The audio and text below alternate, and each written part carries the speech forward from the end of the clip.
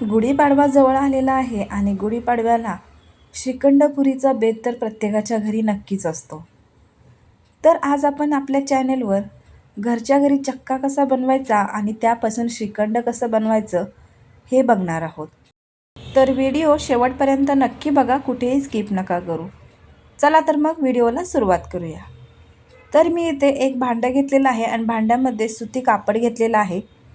त्याच्यावरती आपण अर्धा किलो दही घालून घेऊया. आता हे दही आपल्याला व्यवस्थित या कापडामध्ये बांधून घ्यायचं आहे आणि शक्य होईल तेवढं याच्यातून पाणी नितळून घ्यायचं आहे. हे बघा, जर दही खूप आंबट असेल तर मग श्रीखंड आंबट होण्याची शक्यता असते.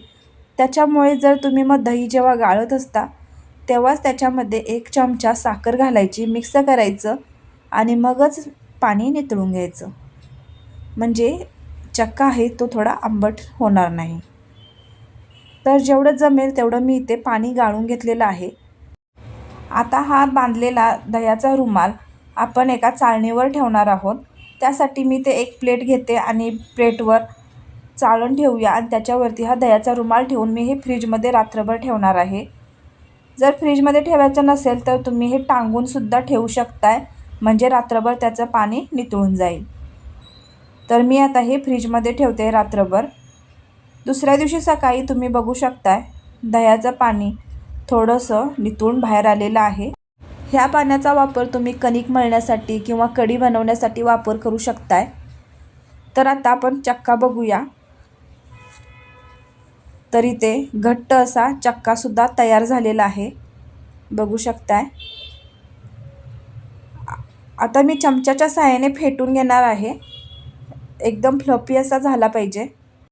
हा चक्का तुम्ही पुरणाच्या चाळणीवर सुद्धा वाटून घेऊ शकताय, पण चक्का आता खूप चिकट असतो त्यामुळे एक्स्ट्राची भांडी काढण्याची काहीच गरज नाही. तुम्ही चमच्याने सुद्धा चांगल्या पद्धतीने फेटून घेऊ शकताय. तर मी 2 ते 3 मिनिट चांगलं इथे फेटून घेते. त्यानंतर याच्यामध्ये आवडीनुसार साखरेचं प्रमाण घालून घ्यायचं. मी इथे 2 ते 3 चमचे पिठी साखर घालून घेते. त्यानंतर अर्धा छोटा चमचा विलायची पावडरसुद्धा घालून घेऊया आणि दोन्ही व्यवस्थित मिक्स करून घेऊया. 2 ते 3 मिनिट चांगलं फेटून घ्यायचं. साखर चक्क्यामध्ये व्यवस्थित मिक्स झाली पाहिजे.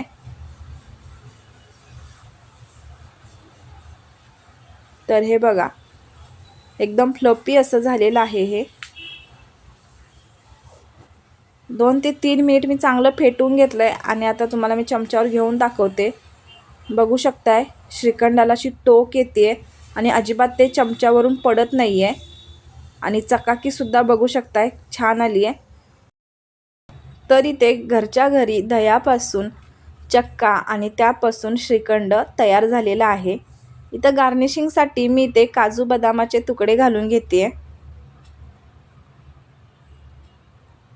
मस्तच.